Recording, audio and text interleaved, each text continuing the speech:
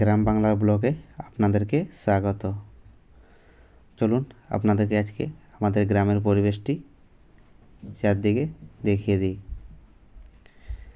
এখন এটা আমাদের বাড়িগুলো হচ্ছে, এই যে আমাদের ঈশান, আমার দাদার ছেলে, খুব দুষ্টু ছেলে একটা, সারাদিন শুধু বাঁদরামি করতে থাকে,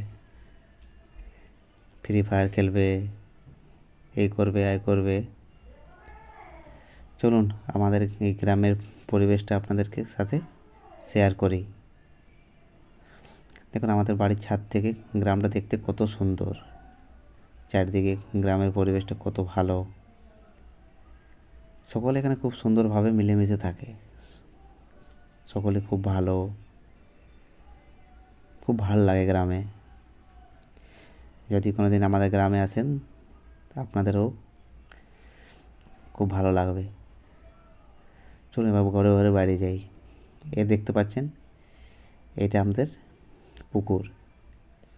পুকুরের চারদিকে কী সুন্দর গাছগুলো দেখুন। এখন বর্ষাকাল জাস্ট পার হলো, তাই চারিদিকে সবুজ আর সবুজ। দেখুন এখানের পরিবেশটা কত শান্ত, কত ভালো, খুব ভাল লাগে এখানে।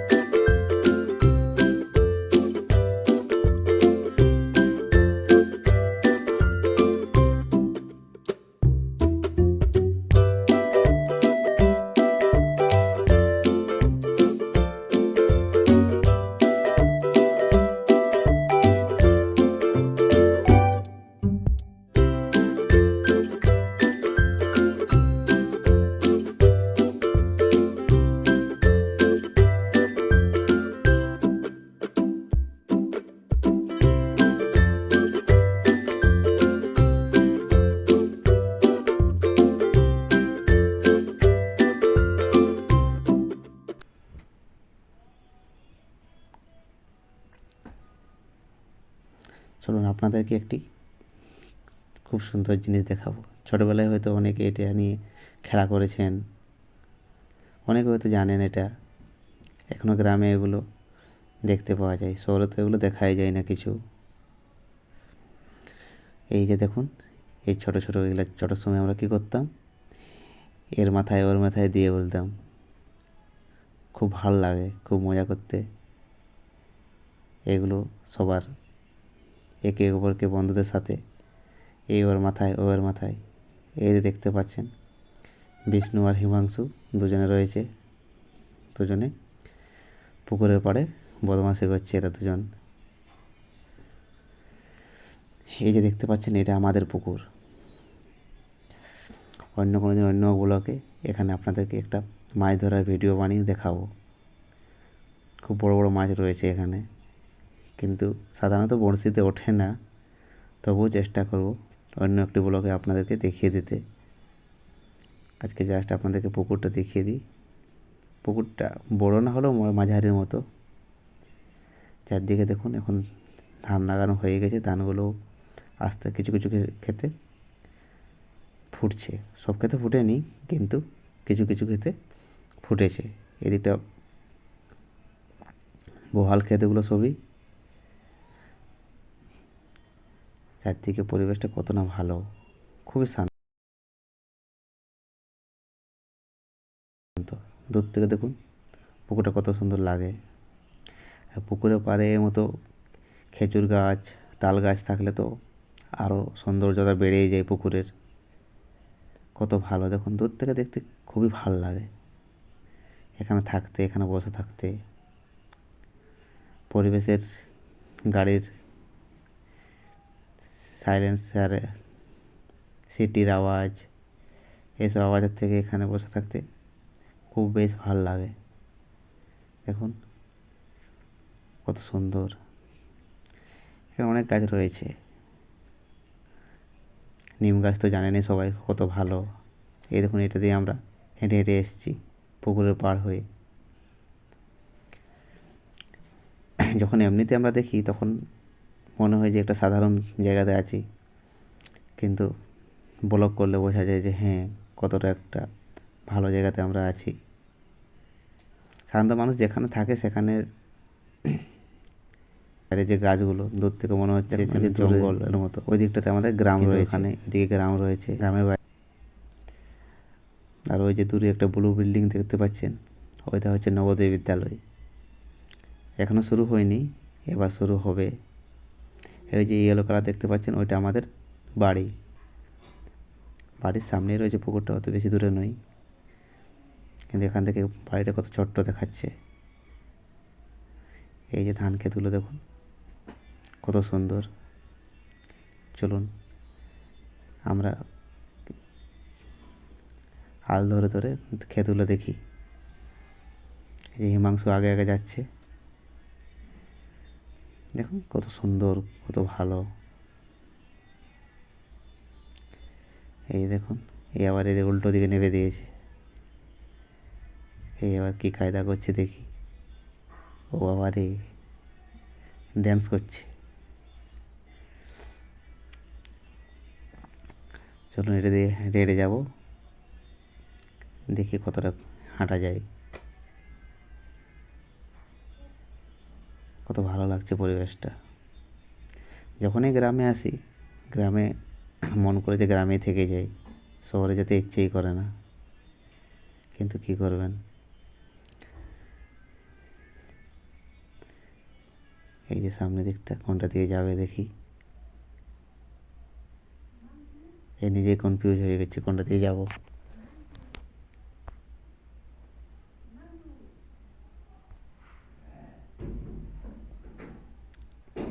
এই আবার এই পথ দিয়ে হাঁটতে শুরু করেছে। এই আলোগুলোতে চলতে বড় কষ্ট। এখানে জল, এই যে এখানে জলের একটা, এখানে জল আছে, এটা পার হতে হবে আবার। এটা খুব ছোট অবশ্য, এটা দিয়ে জল যায়। এটা ডেকে দিচ্ছে পুরো।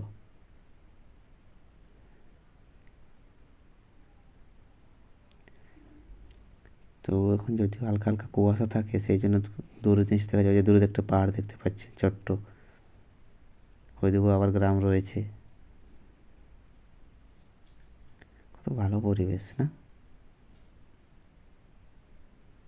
মন করে যে এখানেই থেকে যাই। এবার এটা দিয়ে কোন দিকে উঠবে এবার,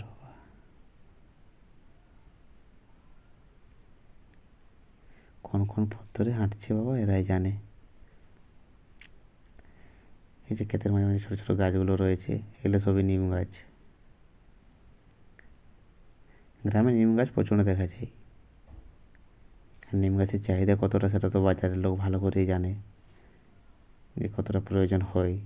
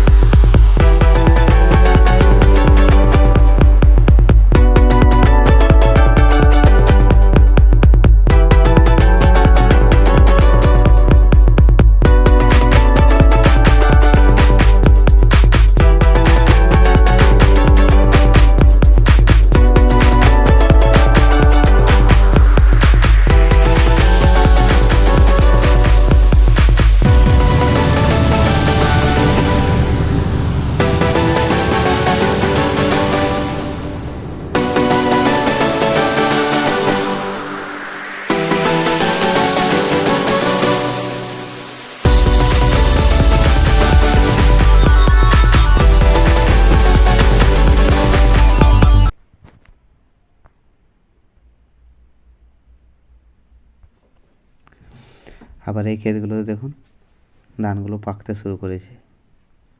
এই যে ধানগুলো দেখতে পাচ্ছেন, এগুলো বেশি নয়, আর 15-20 দিনের মধ্যেই হয়ে যাবে ধানগুলো। তারপরে এলে কেটে দেবে, কেটে নিয়ে আবার বাড়িতে নিয়ে আসবে। এই যে দেখতে পাচ্ছেন, এবার ধানের সীসা কেটেছি আমি হাতে। দেখো, এদিকে সবুজ, এদিকে সোনালি, দুটা সংমিশ্রণ হয়ে গেছে এখানে।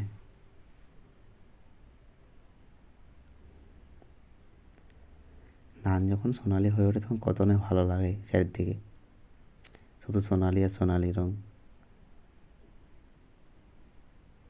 এই যে এবার এই সোনালির পথ ধরে ওই যে দুটো পাহাড় দেখা যাচ্ছে, ওই যে পুকুরগুলো, পুকুর থেকে আমরা অনেকটা উপরে উঠে গেছি, ওইদিকে পুকুরগুলো রয়েছে। ওই যে বিষ্ণু অনেকটা এগিয়ে গেছে, দেখি ও কী করে আবার।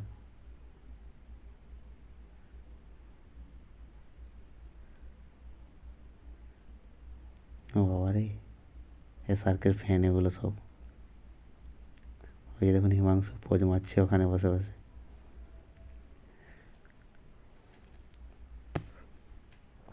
ও বাবা রে, সবাই সার্কে।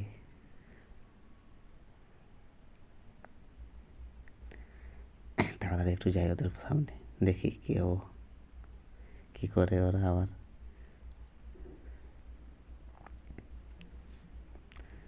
ওই যে সূর্য পশ্চিমে চলে গেছে।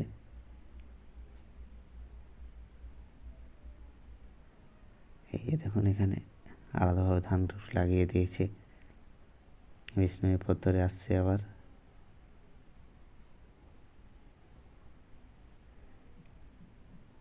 নাচতে নাচতে যাচ্ছে। আবার এই পথ ধরে হেঁটে হেঁটে আবার ওই পুকুর পাড়ে যাব, আর ওইটা দিয়ে বাড়ি যাব।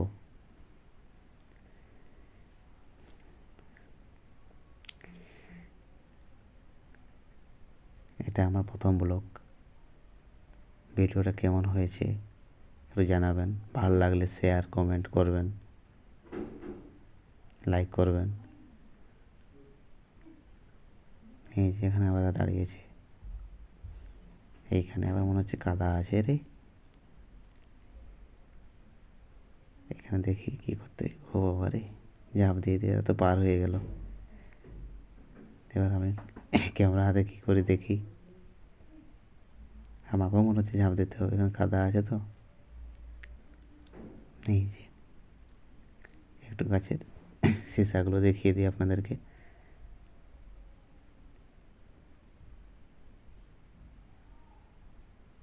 লক্ষ্মী পূজা পার হয়ে গেছে, কালী পুজোতে ধান ফুটতে শুরু হয়ে গেছে। ফুটতে শুরু মানে ম্যাক্সিমাম ক্ষেতেই ধান ফুটে গেছে, আর 1 মাসের মধ্যে সব ধান পেকে যাবে।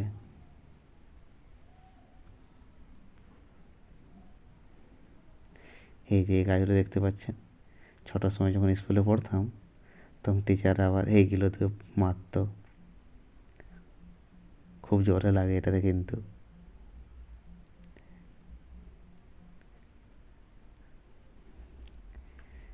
এই গাছগুলো এক একটা স্মৃতি রেখে যায় যে হ্যাঁ, ছোটোবেলার সময় আমাদেরকে এগুলো ধরে টিচাররা একটু বদমাশি করলেই মারতো।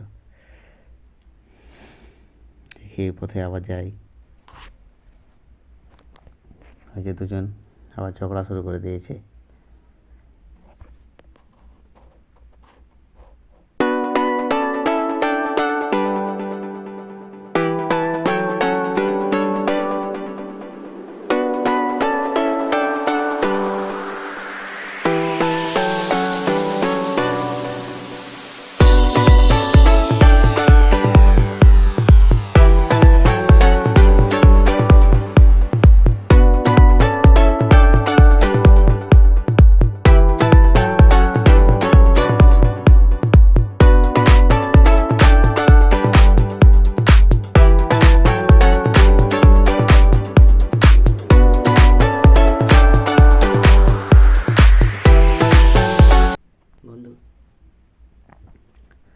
চলুন আবার পুকুরের দিকে যাই। আবার সেই পুকুর পাড়ে চলে এসেছি। এই দেখুন আবার ঝগড়া করছে, আর ওই কাঁটাগুলো দিয়ে এই ওর মাথায় দিচ্ছে, ওই নিয়ে ঝগড়া শুধু এদের। দেখুন এই এবার হিমাংশু কী করে, ওরে বাবা রে, পুরো ডিগবাজি দিয়ে দিল। আবার পুকুরের পাড় ধরে বাড়ির পথে রওনা। বেশ ভালো লাগছিল এখন থাকতে, কিন্তু এরা বলছিল যে বাড়ি যাবো, আর বেশিক্ষণ বাইরে থাকবো না। তা আমিও বললাম চলো ঠিক আছে, বাড়িতে গিয়ে দেখি আর বাড়িতে কী হচ্ছে। কালী পুজো তো, কালী পুজোর সময় এই যে দেখুন পুকুরটা, ওই যে খেজুর গাছটা, ওই দূর পথে আবার একটা সুন্দর পাহাড় রয়েছে, কিন্তু দেখা যাচ্ছে না এখন, চারিদিকে ধোঁয়াশা ধোঁয়াশার জন্য।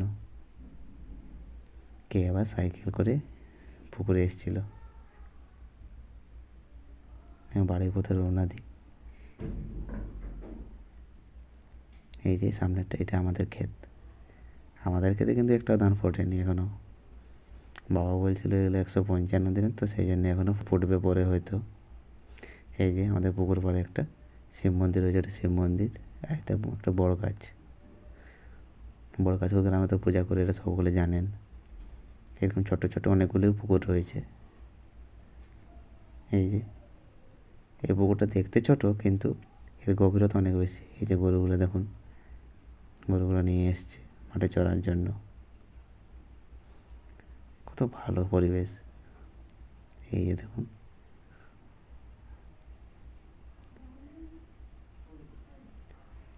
এই যে বাড়ির পথটা, এই যে এইখানেও আবার একটা পুকুর রয়েছে। আর ওই যে দূর দিকে দেখতে পাচ্ছেন, ওইদিকে আমাদের খেলার মাঠটা রয়েছে। বিকালে বিকালে সকলে খেলতে যাই ওখানে। এই যে এখানে আবার একটা পুকুর, ছোট ছোট অনেকগুলো পুকুর রয়েছে এখানে। এই দেখতে পাচ্ছেন এই ডান সাইডের যে পুকুরটা, এটাও আমাদের।